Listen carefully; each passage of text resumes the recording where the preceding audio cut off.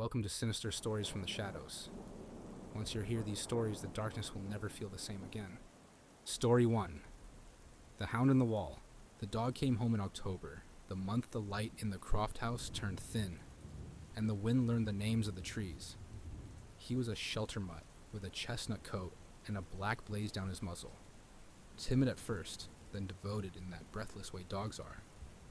They named him Ranger. He slept at the boy's feet, followed the girl from room to room, waited for the mother at the top of the stairs, and shadowed the father, Tom, like a second boot. The first wrong thing was small enough to ignore. Ranger flinched when the dishwasher clicked, then stared at it, head cocked, for a long time. He growled at the hallway once, low and confused, as if the darkness had taken his toy. He drank a lot of water. Tom joked about buying a kiddie pool for the mutt, and everyone laughed because the house was still a place where jokes lived. Then the second thing, Ranger wouldn't step into the kitchen. He braced his legs and skittered backward, toenails ticking against tile. When the mother, Elise, called his name, he responded like a dog in a dream might. Slowly, like hearing her from down a long hallway. He kept licking at nothing. His eyes went glassy and bright. Maybe he's got a sore paw, Tom said. He'll shake it off. That night, the son, Caleb, woke with Ranger standing in the doorway, hackles raised as if a storm had blown in, and only the dog could smell it. His growl was a motor idling. The daughter, June, screamed from her room across the hall, dream high and breathless, and Ranger snapped his head that way. Too fast, too sharp, and barked once, a sound that felt like an argument. By morning, Ranger wouldn't drink. He approached the water bowl and froze, lips twitching, eyes wide as the surface trembled. He backed away like it had slapped him. He stood at the window and breathed hard enough to fog the glass. Elise reached for his collar, murmuring the way you talk to skittish horses, and Ranger whipped his head toward her hand, teeth bared an inch from her fingers, as if the instinct to bite had jumped the fence. Tom caught his wrist mid-swing.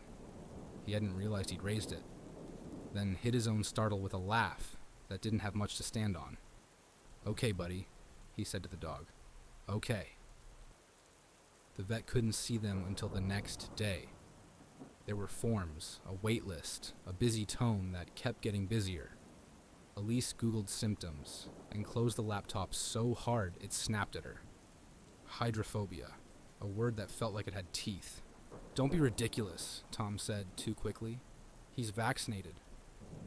But the shelter paperwork had been incomplete, a page missing, a date smudged. "It's an old farm out by the highway," the woman at the desk had said. "We've got most of it." Most sounded sturdy until you leaned on it. That afternoon, Elise sent the kids to the living room with a movie and shut the kitchen door behind her. Ranger paced like a pendulum. His gums were pale. He snarled at the bowl again and again, as if thirst and terror were two hands pulling him apart. "Tom," she whispered, "we need to—" Ranger lunged. It wasn't a decision. It was a thing that happened, the way a glass slips and shatters before your brain names gravity. Tom stepped between the dog and Elise out of habit, out of marriage, out of the long reflex of protecting what you could. Ranger's teeth found Tom's forearm, skin and muscle, and the story of a man who thought he still had time to solve this. The sound Tom made was not dramatic. It wasn't a scream or a curse. It was a sucked-in breath of disbelief. A quiet, "ah," like someone surprised by rain. Elise dragged Ranger backward by his collar. The dog spun on her, and then stopped, confused, lost in a mind that had turned on itself. Tom pressed a dish towel to his arm. "It's fine," he said, while the blood made a small argument with the cloth. "It's fine." The hospital took him. The shots came, the questions, the forms. The phone calls to the shelter that didn't answer after 5. Elise told the kids it was a nasty bite, but their dad was okay. She shut the bathroom door and put her head against the mirror and listened to the house breathe. On the 3rd day, Tom couldn't stop swallowing. His throat worked against nothing. He stood at the sink and flinched when the faucet poured, like the water was a height he feared to look down.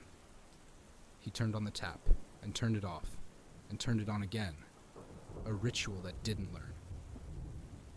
"Elise," he said, and his voice had grit in it. Something's wrong." She took his temperature. "Normal."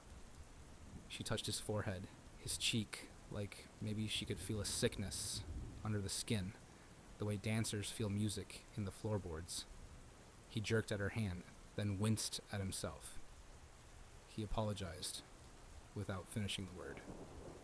By evening, he couldn't tolerate the hallway lights. He stood in the doorway like Ranger had stood, chest heaving, eyes wide, a man watching his own breath like a stranger's. The kids peered from the stairs. June cried quietly until Caleb put his arm around her and told a story about a brave dog he'd read in a book. Ranger was in the mudroom with the door latched. He had stopped barking. Now he whined low, a sound like wires under tension. Every few minutes, he threw himself against the door once, like a heartbeat too large for its cage. At midnight, Tom woke the house with a shout. He stumbled down the hall, knocking frames from the walls, hand out as if feeling for a switch in the air. Elise reached for him and saw his eyes. Too bright, too wide, too much. He looked at her and then past her, like he could see something running just behind her he had to chase. "Tom," she said, but he was not a name anymore. He lunged. Elise moved because mothers move. She shoved Caleb and June toward the bedroom, slammed the door, slid the dresser in front with a strength you only get once. Tom struck the door. Wood groaned. He dragged his fingers along it, a long squeal like a rake on a sidewalk. He said something that might have been Elise, or might have been some other word that didn't belong to this house. "Mom," June sobbed. "What's wrong with Dad?" Elise told the truth inside a lie. "He's sick. We're going to be okay." She had said, "We are going to be okay," before in storms and fevers, and once when the car spun on black ice and landed pointing the wrong way. This time, the sentence felt like a coin she'd thrown into a well without listening for the splash. Downstairs, Ranger hit the mudroom door again and again, matching Tom blow for blow, 2 metronomes with the same terrible tempo. Then, silence. A held breath. The kind of pause that makes rooms feel like they're listening. The window shattered. It sounded like 100 glasses breaking at a wedding where no one wanted to kiss. Elise shoved the dresser an inch, then another. She cracked the door. The hallway gaped. Downstairs, the curtains moved with new wind. She heard the dog's nails on tile and the ragged sound of someone running toward a sound they shouldn't. "Stay," she told the kids. "Do not open the door." She went down the stairs with her body curved around her fear like a shield. The living room was a mess of broken glass and cold air. The Christmas lights blinked in the window's reflection, which was now the night. Tom lay on the lawn outside at a strange angle, as if he'd thrown himself at them and missed. And the world had refused to catch him. Elise made a sound without words. She couldn't finish it.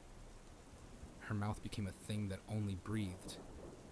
She moved forward, then froze, because Ranger was in the hallway, hackles high, a silhouette made of bristle and hunger. He stared at her, then at the hole where the window had been, then at the stairs.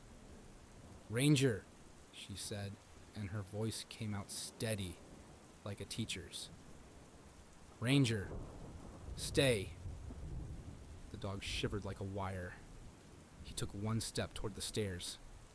Caleb screamed from upstairs. "Mom! Mom, Ranger bolted. Elise met him on the first step. A body versus a body. He was fast, and she was desperate. She used the broom like a pike, bracing it across the stairwell. Ranger hit it and whined, shocked, not by pain but by physics. He tried to climb around. She blocked. He tried to duck under. She pressed down. They moved like dancers who hated each other. "Caleb," she shouted. "The laundry room! The gate!" Caleb flung the baby gate from the closet and slid it down the top of the stairs.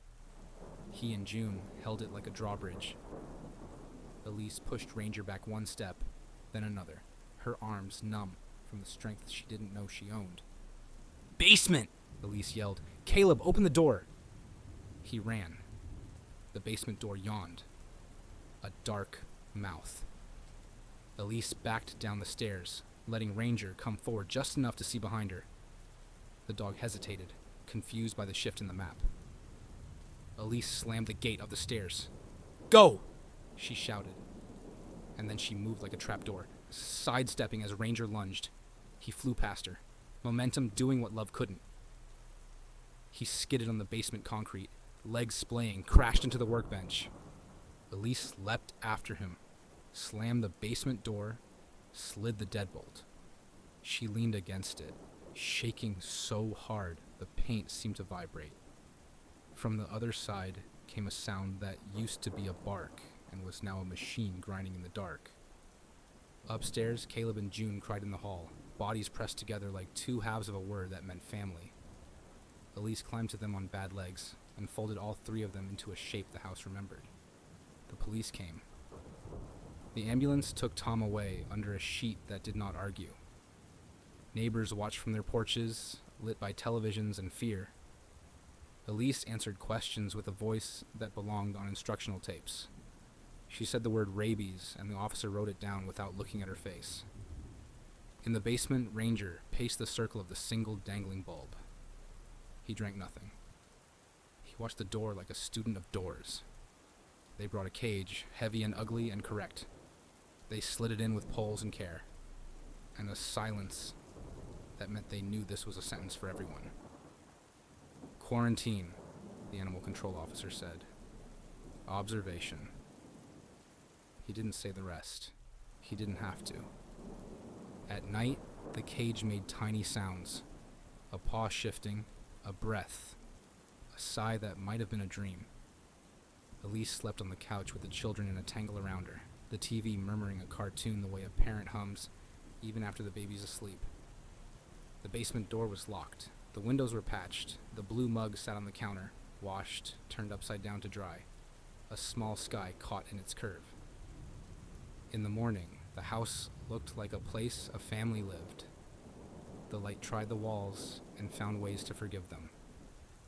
June drew a picture of Ranger with a heart next to him, and then after a minute, drew a box around the heart, because that felt safer. Caleb asked 100 questions that had no answers, and then helped Elise make pancakes, because pancakes are a kind of prayer you can eat. Sometimes the dog was quiet. Sometimes he growled at the water pipe when it talked.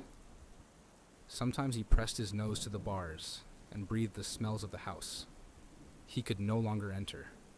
Laundry soap, apples in a bowl, children who dream loud, a mother who stands in doorways and listens for footsteps. Elise stood at the top of the basement stairs and listened back. She thought of the farm, the paperwork with a smudge, the way a tiny gap in a story can let the worst kind of weather in. She thought of Tom, of how quickly a man can become a memory, and how heavy the living must become to keep each other from blowing away. "Stay," she whispered. Not to the dog, not to the children asleep in their beds. To herself, to the house, to the thin, bright line of morning light creeping across the kitchen floor like something you could follow if you knew how. In the basement, Ranger paced his Newsmall world. The bulb hummed. The house above him ached, then settled, then breathed. Outside, October kept pretending it was kinder than it was. Inside, the cage held. The door held. The family held. and the wind continued calling the trees by their names. Story 2, The Cat That Knocked. The first time Leela saw the black cat, it sat on the stone pillar at the end of her drive like a stain the night had forgotten. Late sunlight gathered in its fur without warming it. Its eyes were not green so much as wet absence. When Lila slowed the car, the cat tilted its head, as if curious about how a heart sounded close up. "Shoo," she said through the windshield, embarrassed at herself the way you are when you talk to things you don't quite believe in. The cat blinked. She drove on. By the time she reached her porch, the cat was on the top step. She hadn't seen it cross the lawn. It was simply there, composed, tail wrapped around its feet like a polite guest waiting to be invited in. "No," she said, fishing for keys. "I'm allergic." It blinked again. A faint, almost conversational scratch ran down the door as if something inside were looking for a way out. Lila silenced the thought with a laugh too loud for the empty house and locked herself behind the quiet. That night, the scratch came again.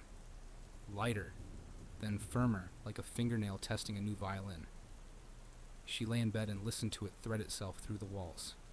It stopped at 1:14 a.m., precisely. She remembered the time because she stared at the digital clock as if memorizing numbers could seal a room.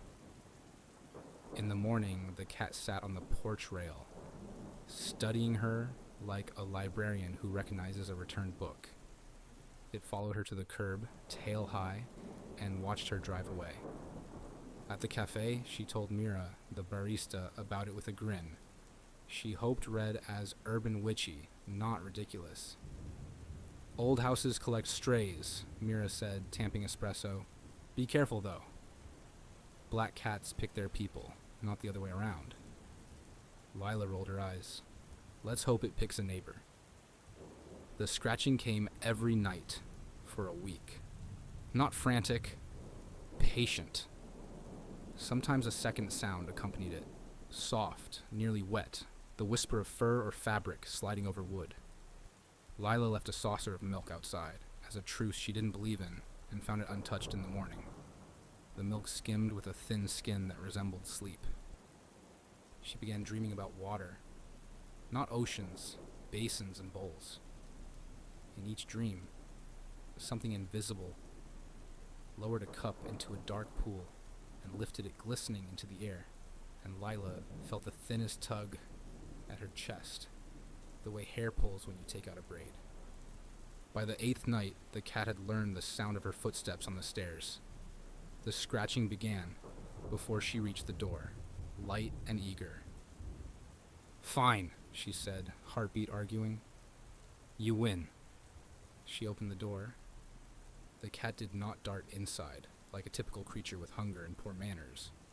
It stepped in with ceremony, as if crossing a threshold of its own house.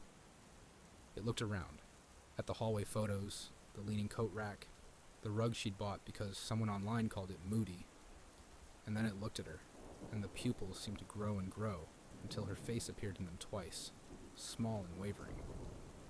"Bathroom's down the hall," she joked to the silent air, trying to fold this oddness into something livable. The cat stood on its hind legs. It lifted one paw, like a person about to make a point. The shape that was a cat became wrong in increments, like a word you realize you've misspelled after staring at it too long. The fur sighed inward. Limbs lengthened. A shoulder unfolded like a dark flower. The room remembered how tall people are. And then there she stood.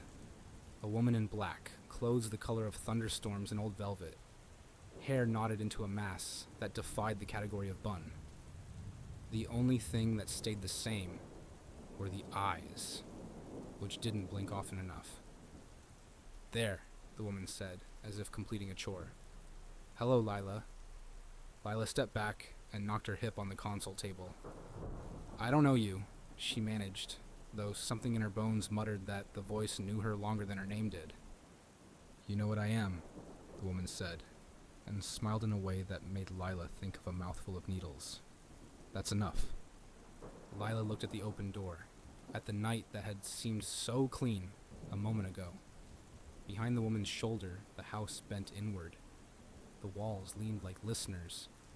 The air smelled faintly of earth beneath a stone, moss, and secrets. The woman moved without moving, suddenly closer. She touched the inside of Lila's wrist with a fingertip, a cool press that held the exact weight of a promise. Lila couldn't pull back. An invisible thread tightened, delicate and absolute. "You've been so polite," the woman murmured. "All that milk. All that ignoring. All those small courtesies people offer when they want to pretend they're not curious." "What do you want?" Lila said, voice steady, breath not. The woman glanced at the hallway mirror, and, for the briefest flash, her reflection was absent. The room felt like it ran out of corners. "What a childish question," she said, as if wanting is the point. I am keeping what I have kept a very long time. Youth is a candle. I trim it. I snuff only what I must." Lila didn't notice the floor tilt until her balance failed. The door was still open, but the distance stretched like taffy. Hallway becoming tunnel, night becoming painting. Her legs were misfiled under her. The woman, no, not a woman, a witch stitched from shadows and civility, caught her like a mother catching a child who's fallen asleep on the couch. "Hush," she said, and the word padded around Lila's thoughts with velvet feet. "It's only the borrowing. You won't feel much. Little tugs, like hair." The house moved around them, or they moved around the house. Lila saw the ceiling, and then the floor, and then the ceiling again. The witch's breath smelled of cloves and anise and something like old paper. Lila tried to count backward from 100 and found the numbers dissolving in her mouth. She woke to chains. Not heavy. Beautiful in a terrible way. They held her wrists with a jeweler's precision, polished links that didn't bite so much as insist. She lay on a table of polished wood that hummed faintly, as if a faraway hive had been built inside it. The room around her was familiar in the way dreams are. A cottage kitchen turned wrong. A hearth that burned cold. Shelves crowded with jars, labeled in a handwriting that leaned left like a body bracing against wind.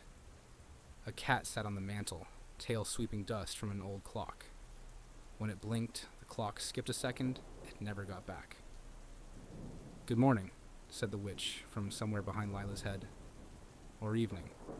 It depends which window you're looking out of." "Let me go," Lila said, "because you say the right lines, even when you know the script is not yours." "I will," the witch said, "when I've finished not dying." Lila tried the chains again. They chimed.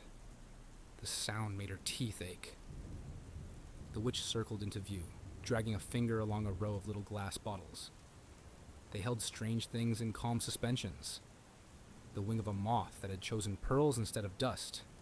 A coil of hair that didn't belong to any color Lila had seen on a human head. A thimble full of laughter sealed under wax. The witch lifted one bottle, smiled at the way light slipped through it, and replaced it gently. "Centuries ago, when forests were truer," she said, conversational as a hostess discussing recipes, "they threw girls into fires to make the crops grow. I thought, how wasteful, a whole life to season the season. So I learned to take less, a sip instead of a draft, a thread from a skein, a youth tithe. We're all paying it, dear. Mine is simply administrated." She set a shallow bowl near Lila's hand. It wasn't water in the bowl. It was something darker, slicker, a mirror that refused to return exactly what it saw. Lila's heart knocked on her ribs. "Why me?" The witch tilted her head. "Because you opened the door." She reached, not for Lila, but for the air above Lila, and pinched it delicately, as if extracting a burr from a sweater. A tug ran through Lila's chest, subtle but intimate, and a thread of light unfurled between the witch's fingers, thin as silk, and vibrating slightly like a string plucked. Lila gasped. The thread hummed. The witch smiled with concentration, gathering the light into a tidy spool that glowed where it lay. The room flickered, adjusting itself to this edit of physics. "You will not die," the witch said, like a lullaby. "I am not greedy. I keep my accounts. You will lose, for a time, the shine, the spring, the quickness at the edge of your thoughts. I will wear it the way a woman wears her mother's bracelet. I will go to markets and walk past windows and not be reminded of the arithmetic. In a year, I will return what I borrowed, and you will not remember to resent me for the interest." Leela thought of the blue mug Mira washed for her every Wednesday, of the plant on her windowsill that insisted on living even when she forgot to turn it. She thought of her father's watch, ticking toward a future he never met. She thought of the cat on the porch railing, patient and certain. Fear made her clever for a second. "You chose me," she said, forcing her voice through the treacle of whatever spell pressed against her. "So choose better. Someone else. Someone who opened more doors." The witch's eyes warmed, almost fond. "Oh, darling." The door was a courtesy. "I do like a good entrance. But I've been choosing you since before you learned to stop running with your mouth open in summer, so you didn't swallow a bee. You taste of stubbornness in dusk. You were always going to let me in." Another tug. Another length of light lay like thread on the table, pooling with impossible gravity. Lila felt exhaustion press its thumb between her eyes and smooth her flat. "Please," she said, not elegantly, not heroically. "Please." The witch set down the light with a sigh. She looked older for a heartbeat, not in the face, but in the posture. The way a person who has carried a heavy thing puts it down and discovers their arms have forgotten idleness. "I know," she said soft. "It is hideous. Survival often is." She lifted the bowl. The surface quivered, then accepted the light as one accepts a coin whose value is both real and insulting. The air smelled briefly of lilacs, the way a drawer does when you open it, and your grandmother has been dead 10 years. Lila closed her eyes. She counted backward from 100. This time the number stayed. When she woke again, the chains were gone. Her wrists hummed like they'd worn bracelets for too long. She was on her own couch, in her own living room, with the television muttering about a storm 3 states away. The front door was closed. The night smelled like rain that wouldn't arrive. On the porch rail, the cat sat and watched her through the glass. It blinked. Slow. Patient. Leela stood and walked to the mirror in the hallway. She looked like herself, from a distance. Up close, her face was a page that had been erased and written on again. The shine had been tidied. Her eyes were the same color, but the light behind them had been organized by someone else's system. Down the drive at the stone pillar, a woman in black leaned with her arms folded, casual as a neighbor who has come to borrow sugar. She lifted a hand, a greeting or a benediction. The wind toyed with the leaves and failed to move her hair. A year is a long time, until it isn't. Lila made tea she didn't quite enjoy. She laughed at jokes with a second's delay. She watered the plant on the windowsill and forgot, then remembered, then forgot. In the morning she woke and felt like she'd been dreaming a language. She almost spoke. Sometimes, rarely, she felt a brightness inside her stumble, like a foal finding its legs.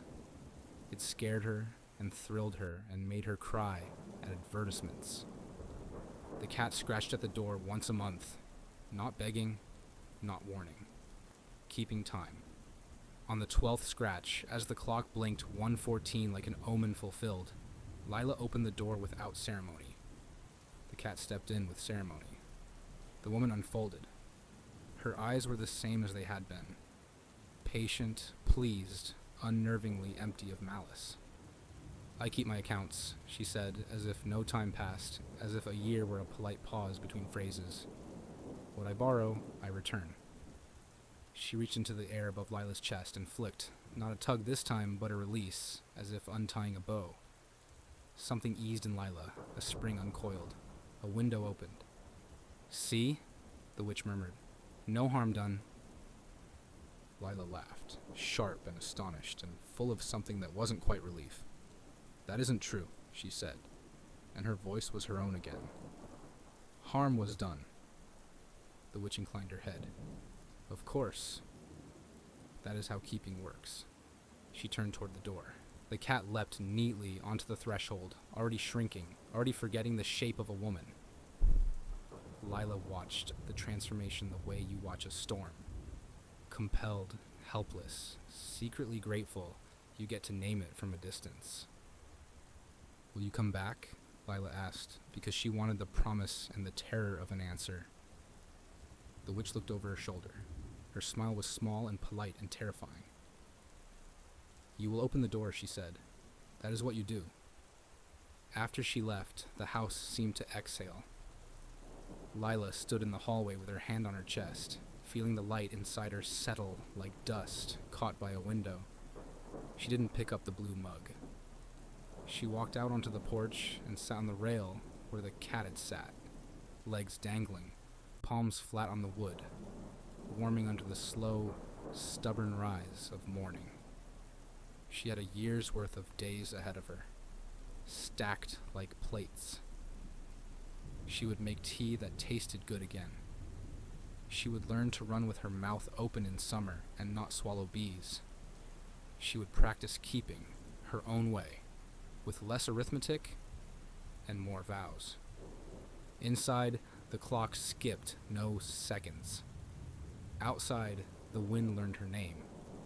And at 1:14 a.m., on a night she could not yet see, something would scratch at the door. She hoped she'd recognize which part of the sound belonged to fear and which part to invitation. She didn't promise herself anything. She only sat there, watching the thin line of light crawl along the porch, and let the morning creep in like a spell, without a master. Story 3. The Bat in the House. It began with a skittering sound in the basement, like a coin rolling and refusing to settle. Ellie paused on the stairs with a laundry basket on her hip and listened. The house gave its familiar winter pops, pipes breathing, wood adjusting. Then came the thrum, a soft, frantic flutter, and a shadow sketched itself across the concrete wall. "Tom," she called, "something's down there." Tom came with a broom and a headlamp he'd kept since their camping phase. Their kids, Sam, 10, and Lucy, 8, hovered at the top of the stairs, faces tilted like flowers toward trouble. "It's just a bat," Tom said, more hopeful than sure. It was.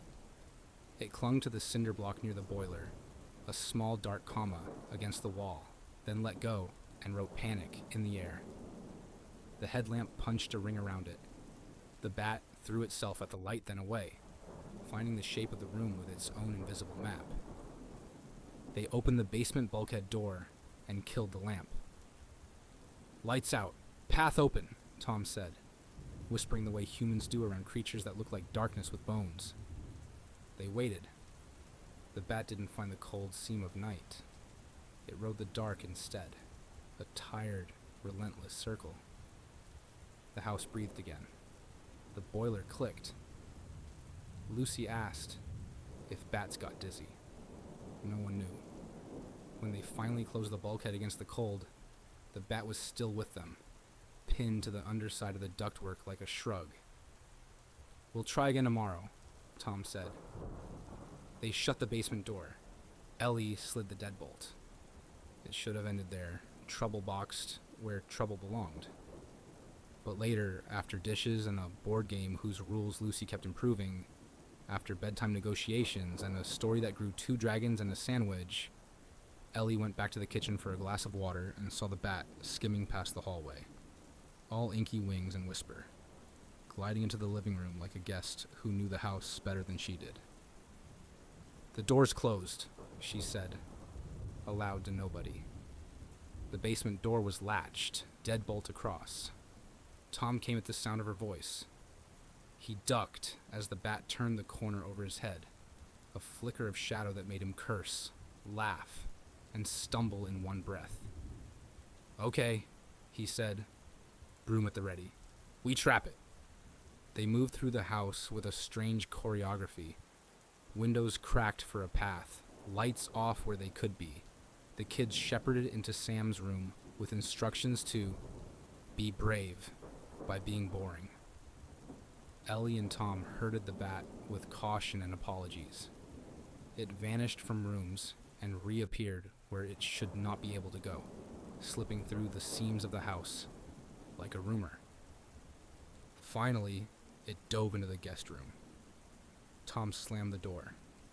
The bat's body thumped against the other side. Once, twice. Then the room went still in that prickly way stillness sometimes is. "We leave it for the night," Tom said, breath a little ragged. "In the morning, I'll open the window and it'll figure it out." They slept with the confidence of people who think they have postponed the strange. At 2:11 a.m., Ellie woke to a hush that felt aimed. The moon drew a knife of light across the bedroom carpet. Tom slept on his side, mouth slightly open, the way he had since their second year together. She turned to the window, thinking of the guest room door, of hinges, of cracks in wood and protocol. Something moved in the corner. A taller shadow peeled from the dark and leaned over Tom, as if listening with its face. Ellie's mouth filled with the taste of metal. She opened it to speak, and only air came out. The shadow wasn't a shadow. It was a man. Or it wore the shape of one, pale where the moon found it, hair slicked back from a forehead too smooth, eyes a darker dark than the room. Its mouth found Tom's neck and settled there. A quiet, obscene kiss. Tom made a sound, a sigh, a caught breath, more pleasure than pain, and that made it worse. Ellie's body remembered the instincts of stories. Make noise, make light, make distance. She swung her legs over the bed and stood, knees wobbly, went for the door. The visitor raised its head. Its mouth was red, but not messily. If anything, it looked tidier than mouths should.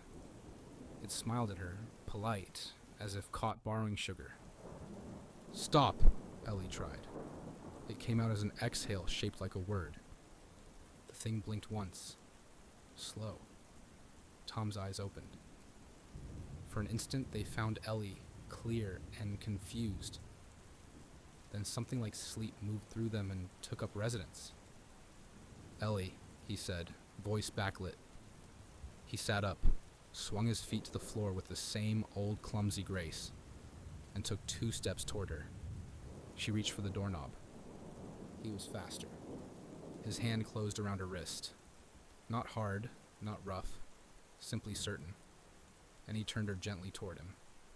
"It's okay," Tom murmured, but the syllables had a new weight, like a familiar song with a hidden verse. The visitor stood back, watching with the patience of a teacher who believes a student will get there. "Don't," Ellie said. She meant everything at once. Tom's face softened in the shape of the man she knew. "I'm so tired of ending," he whispered, and his breath smelled like winter. He leaned in. The stranger's eyes flicked to Ellie's throat the way a sailor glances at the moon to check the tide. Tom's mouth found her neck. The bite was more shock than hurt. A hot needle and then a rush, like falling into a warm pool backward. The room tilted. Sound braided itself into a low chorus. Boiler, heartbeat, something singing behind the walls. Ellie's hands pushed at Tom's shoulders and then didn't. When he drew back, her pulse stumbled and then learned a different rhythm. The stranger's polite smile sharpened into approval. "There," he said, accent from nowhere, voice like silk dragged across a blade. "Together is easier." Sometime before morning, the house rearranged itself around them, the way houses do when something fundamental changes, and the pictures stay level out of stubbornness. Ellie woke on the floor beside the bed, with Tom's hand in her hair. Not comforting, not possessive, anchoring. She tasted iron and a sweetness that didn't belong to food. The air smelled too bright, as if someone had peeled the night and laid it open like fruit. Down the hall, a soft scuffle, a gasp, a whisper. The children had come in the dark, as children do, summoned by some primitive radio inside them that alerts to parental currents. The visitor had not gone to them, but Tom had. Ellie was on her feet, without remembering standing. She found her family in the doorway of Sam's room. Tom kneeling, Lucy with her hair in her eyes, Sam with his brave shoulders up by his ears. The stranger stood away from them, an overseer at her right. Tom took Lucy's hand and kissed it. He kissed Sam's forehead. He was crying, though his tears made no sound. "Together," he said again, voice breaking and mending in a single note. "We stay together." Ellie made a noise that might have been a sob, might have been a laugh. She gathered the kids, and they clung to her, and then to Tom. And then slowly, the fear in their eyes shifted into a new alertness. Their irises seemed darker. Their breath slowed to match the room's. Dawn came shyly and found the curtains thick. They slept, not because the clock asked them to, but because something inside them folded up neatly and put itself away like a coat on a hook. In the late afternoon, a beating of wings sounded from the guest room, the delicate, insistent drumming of something that wanted out. Tom and Ellie went together. The door was still shut. A shadow crossed it, then another. Then the knob rattled, though no hand touched it. "What did we trap?" Ellie asked. "An invitation," Tom said, and opened the door. The bat hung from the curtain rod. Small again, ordinary, eyes like drops of old ink. It looked at them with the blank intelligence of wild things, calculating, deciding, uninterested in their wardrobes. The window was cracked. Tom pushed it wider. Cold air licked their faces. The bat released its grip, swept once around the room, and then slid through the gap into the winter night, as if the house had been a pocket it no longer needed. They watched it go, neither relieved nor afraid, just aligned. Ellie felt a new hush in her blood, like a promise. Tom stood beside her, unmoving in that animal way. Down the hall, the children's voices murmured, low and sure. "Are we monsters?" Ellie asked, because she wanted the word and its bite. Tom's hand found hers. His palm was cool, his grip steady. "We're a family," he said. "We're hungry. We'll learn." They learned quickly what the day was now. Bright, hostile, far away. Sunlight didn't burn so much as scold. It made their skin feel like paper that might tear if handled without care. Curtains thickened. Towels became drapes. The basement, once the site of the small panic, turned sanctuary. They dragged mattresses down and made a nest near the boiler, the hum a lullaby. Hunger announced itself with exquisite manners, and then, if ignored, with fewer. It wasn't the growl of an empty stomach. It was a dryness in the soul, a thirst behind the teeth. Ellie found herself smelling everything. Copper pennies, the sweet dust of the radiators, the faint ghost of toothpaste when Lucy yawned. She learned to breathe through it, the way she had once breathed through labor, counting, promising, letting the wave pass and return a little less sharp each time. They did not hunt the neighborhood. They did not stalk their friends. The stranger had never returned. There were no lessons, no manuals. They found a way that didn't make the mirror flinch when they rehearsed their faces in it. There are hospitals with red waste, places where night workers don't look too closely if the storage is lighter in the morning. There are Venetian blinds that hide familiar silhouettes. There are animal shelters with volunteers who know the worth of discretion and the price of mercy. These solutions were not heroic.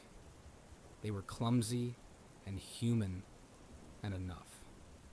On their second week of nights, the neighbor, Mrs. Pena, who watered her garden with more devotion than the moon, knocked at 9 p.m., holding a Tupperware of puzzle and worry.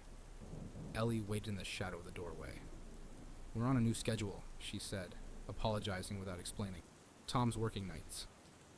Mrs. Pena peered in. Her gaze stopped on Lucy, whose eyes had learned the stillness of ponds. "Kids up late," she said, approving and disapproving at once. "Snow day tomorrow," Ellie lied with a confidence that surprised her. "Movie night." Mrs. Pena brightened. "Then you'll need this," she said, pushing the puzzle into Ellie's hands. The steam rose in a cloud of comfort and cumin. Ellie smiled with her mouth and stepped back before the smell could become a test. Later, she ladled it into bowls and watched Sam and Lucy eat slowly, studying texture as if memorizing a former language. Tom lifted a spoon, let it pause near his lips, then set it down like a keepsake. They were not done with what they had been. They were simply not only that anymore. The house learned them as they learned it anew. The stare that always sighed grew quiet, as if choosing loyalty. The refrigerator's hum became a tempo for their whispered jokes.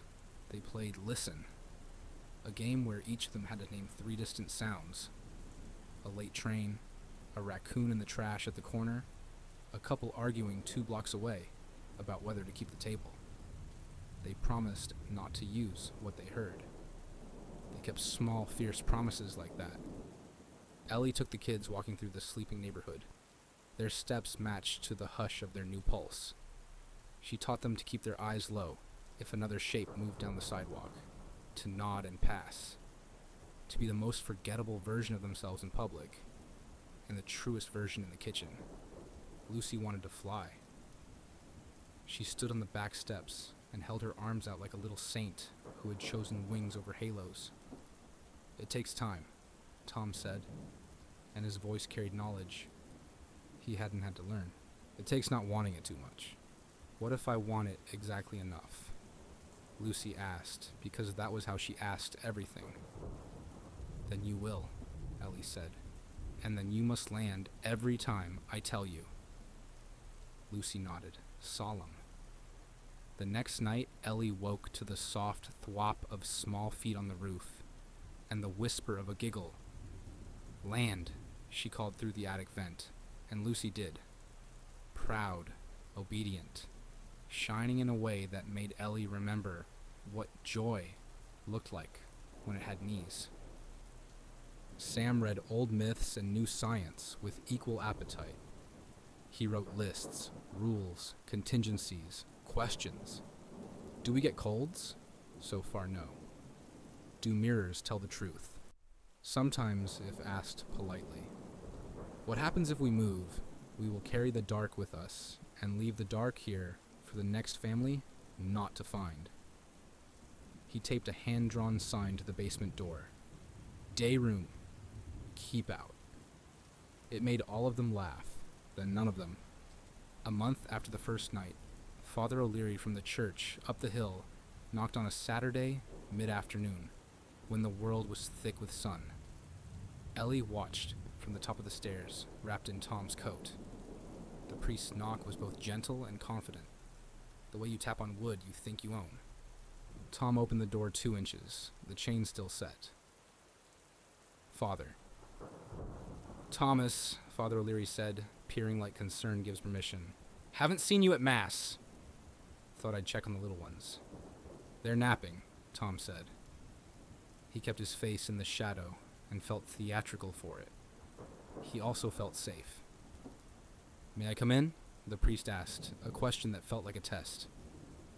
Tom let the chain hold the answer for him. "Another time," he said, and curtsied the old politeness with a promise. "We're rearranging life. Night shifts." Father O'Leary frowned. "You're pale, son." "I'm Irish," Tom said, and the priest laughed, surprised into humanity. He left them a pamphlet that smelled like basement pews, and went away with a blessing that might have been for them, or for himself. Ellie, listening from the stair, shivered. "We need better curtains," she said. That night, the bat returned. It came not as a harbinger or a threat, but as if it had left something behind, and was relieved to find it here. It hung from the porch eave while the family ate together at the kitchen table. Bowls and empty glasses and awkward jokes about garlic. Lucy tapped the window with one finger. The bat opened its mouth in a little yawn that showed a pink, harmless interior, and then settled again. Tom opened the door. The bat lifted off, made one slow circle of the kitchen, ignoring the light. It landed on the knob of the basement door, a punctuation mark. Sam grinned. "It thinks it lives here?" "It did," Ellie said. She felt for the latch of the door and didn't open it. Maybe it will again. Or maybe it just likes to check on its work. The bat left as quietly as it had come, a piece of night returning to inventory. They felt lonelier for its absence and freer. Seasons moved their furniture around. The school called twice and received answers that sounded like the truth spoken through a pillow. Homeschooling, night classes, alternative curriculum. The principal had a dark-circled son and did not push. Friends sent postcards. Ellie answered with photos taken at dusk. Silhouettes worth nothing to anyone but them. They built new rituals. Midnight pancakes, card games by lamplight, reading aloud from books that said different things when spoken in the dark. On Christmas Eve, they decorated the tree at 3 a.m. Lucy insisted on a star that didn't shine. Sam crafted one out of velvet and string and declared it perfect. It was. Sometimes hunger prowled the edges of the room. Sometimes it lay down and let itself be brushed. There were slips, an unspooled temper, a neighbor's rabbit found too late in the hedge, a morning when Ellie reached reflexively for the open window and hissed as the sun's thin blade found the back of her hand. They learned like all families learn. Badly, then better. Ellie kept a blue mug on the counter. She filled it with tea she did not drink but loved to smell. The steam a memory she could hold but not swallow. Tom sanded a new table in the basement from old planks he found in the garage rafters, the grain waking under his hands like something alive. Sam taught Lucy chess. Lucy taught Sam how to fall asleep in 7 breaths. They made a life that looked like a secret from the outside, and like a story they were proud to be inside. On the anniversary of the night with the bat, Ellie woke at 2:11 a.m. to the old hush. She sat up, already smiling. The house was a different house now, and also the same. She walked to the guest room and opened the window. Cold air came in, tasting like tin and river. The bat was not there. In its place, on the curtain rod, a single, small feather clung. A dark, ordinary feather without meaning, unless you needed it to have one. Ellie plucked it gently and tucked it behind a picture frame.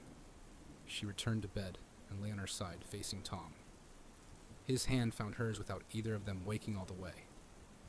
"Still a family?" she whispered, words on the edge of dream.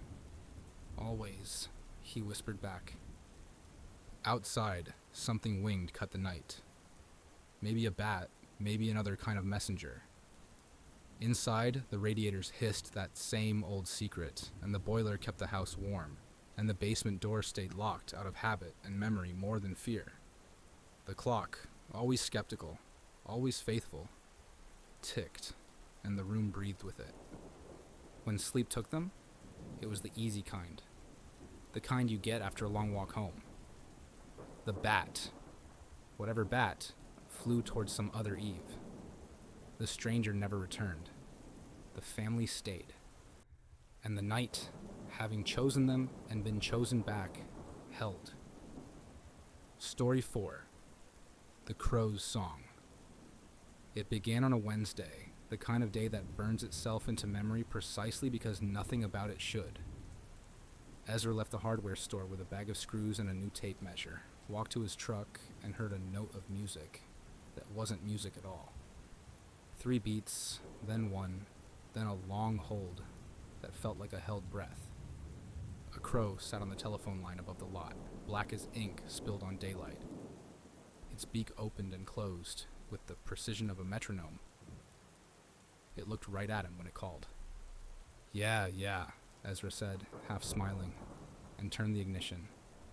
As he pulled out, the crow lifted, a sudden construction of wings and decision, and sailed after the truck like a scrap of night that didn't want to be left behind. By the time he was halfway home, the crow had landed on the road sign for County 12 and kept pace with him.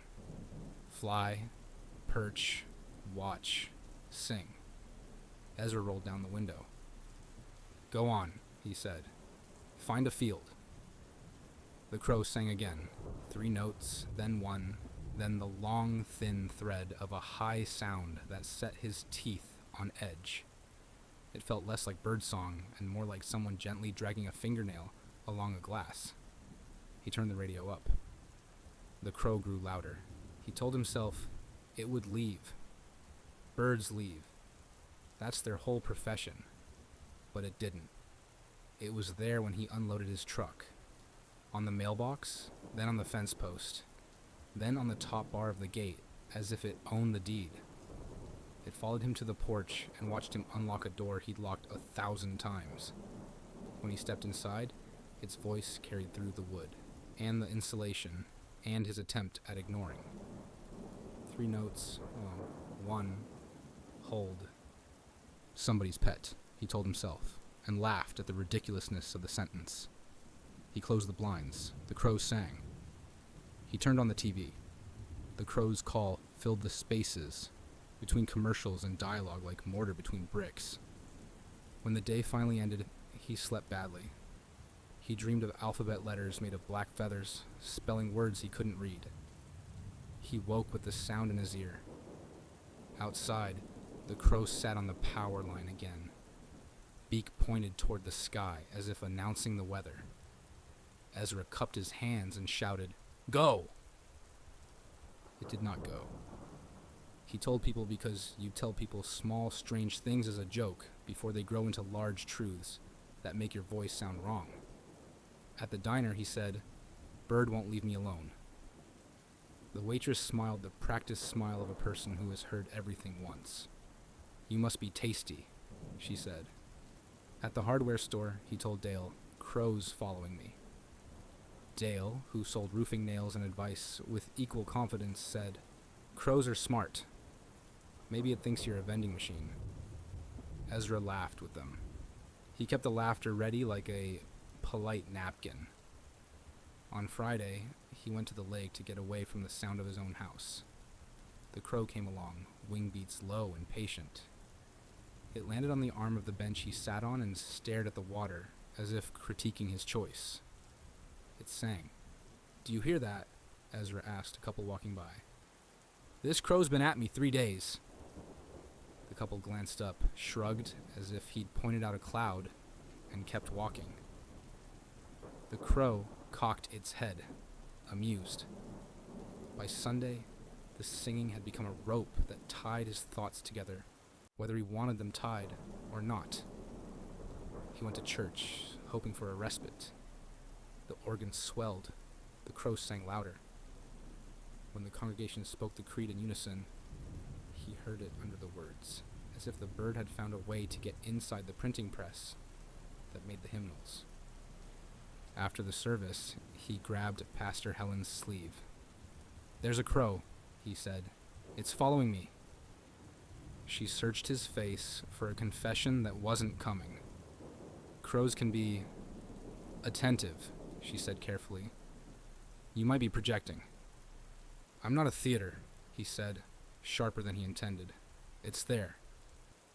Outside, on the church sign that said, "All are welcome," the crow was perched between the L and the second L, as if editing. It sang its 3-1 hold, and stared at Ezra with an attention so steady it made him flush. "See?" he said, dragging Pastor Helen around as if he were introducing her to a rude guest. She looked. She nodded, kind as a knitted scarf. "It's a crow," she said. and the last word had the soft edge. People reserve for you're tired, or you should sit down. By Tuesday, Ezra had named it, only in his head. He called it Needle, because of the way its call pierced and threaded, because of how it stitched itself into his hours. He tried to outdrive it, to trick it by doubling back, to hide from it in the grocery store under the white noise of refrigeration.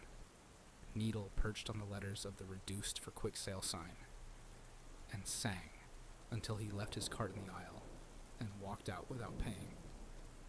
The music of Needle's call changed the rest of the world. Ezra began to notice the sounds between sounds. The hiss of the streetlight at the corner had a harmony in E-flat. The ancient freezer in his garage thrummed in a tired 4/4 rhythm exactly out of time, with the tap he couldn't fix. He couldn't separate the crow from the rest of it anymore. It sat on his truck's side mirror and sang, and the mirror vibrated with each note, a private tuning fork. He talked to it. "What do you want?" Needle sang. "You'll stop when I stop paying attention," he said, narrating a cure he didn't believe. Needle tilted its head as if considering the theological implications of a man refusing a bird. He told more people. They smiled more tightly. His sister said, "You need a nap, Ez." His boss said, "You need a vacation." The clerk at the pharmacy said, "You need to stop telling me about birds when I'm counting pills." At night, he lay in the dark, with a pillow over his head, and Needle's singing found him through the seam where the pillow didn't quite meet the mattress. On Thursday, he started drinking earlier than he should have. He poured the sound into his glass and swallowed as if whiskey could dissolve it. It did not. It made it shinier. He sat on the back steps and watched Needle strut along the railing like a conductor on his brake. "Fine," Ezra said finally, a white flag folded into a word. "You win." "What do I do to make you leave?" The crow blinked. 3 notes. 1. Hold. It sounded very much like an answer, which is to say it sounded like nothing he could use. He Googled. He bought owl decoys and hung them from the eaves. The crows in town mocked the plastic predators by landing on their heads and riding them like carnival horses. He strung shiny CDs along the fence. Needle admired itself. He blasted recordings of hawks. Needle learned the hawk's schedule and sang between it. He started seeing Needle in his sleep. In one dream, he stood in his kitchen and the crow sat on the kettle, singing steam. In another, he opened his mouth at the doctor's office to say, "Ah!" and Needle hopped onto his tongue and sang from there, the notes ringing stethoscopes like bells. On Sunday, 10 days after the hardware store, Ezra snapped. It happened at 3:17 p.m. He had just returned from the laundromat with a basket full of t-shirts that would never smell unsupervised again when Needle landed on the truck hood and sang. Ezra slammed the basket down hard enough to pop a bottle of detergent. The blue tide rolled over the driveway. Needle hopped to the wiper blade and sang again. "Shut up," Ezra said. "Shut up. Shut up," the bird sang. He went into the house, to the closet where he kept the shotgun his father had called Peace of Mind, and his mother had called Over My Dead Body.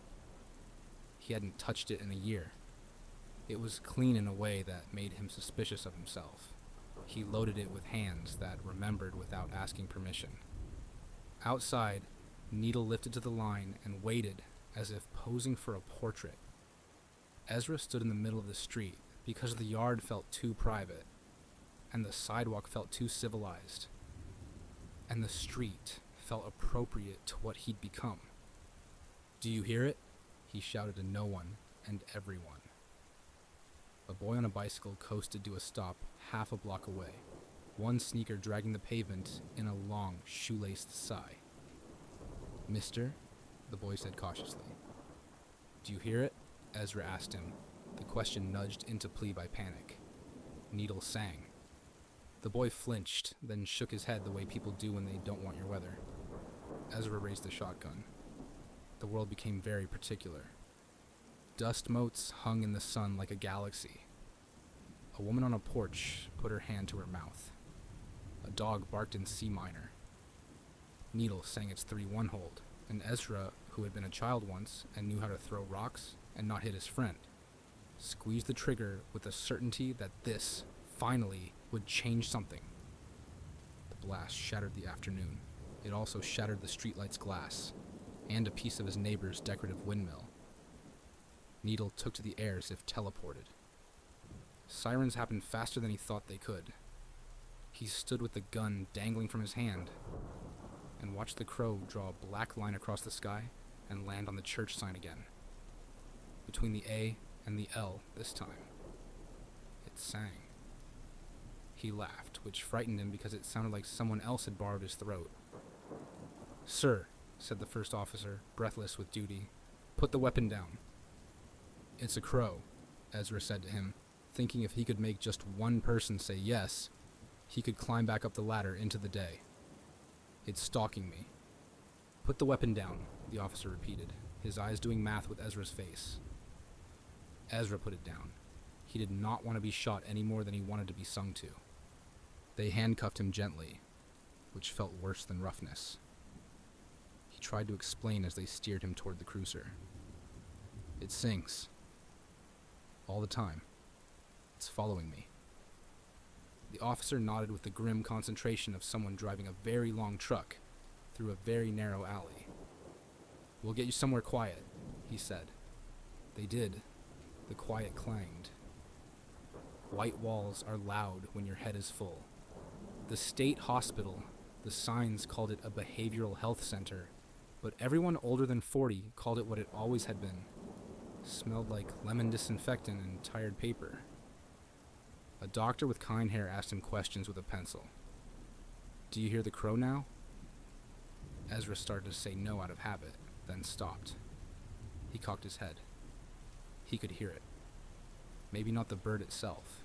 The hospital had sealed windows that didn't open, and the trees outside were too far.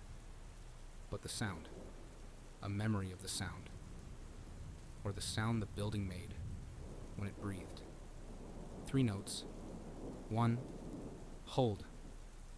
He laughed again and pressed the heels of his hands into his eyes until sparks jumped. "I hear it," he said. "I hear it when I swallow." The doctor wrote something. "And now?" "And now," Ezra said, listening. "And now too." Nurses brought him little cups with pills like moons in them.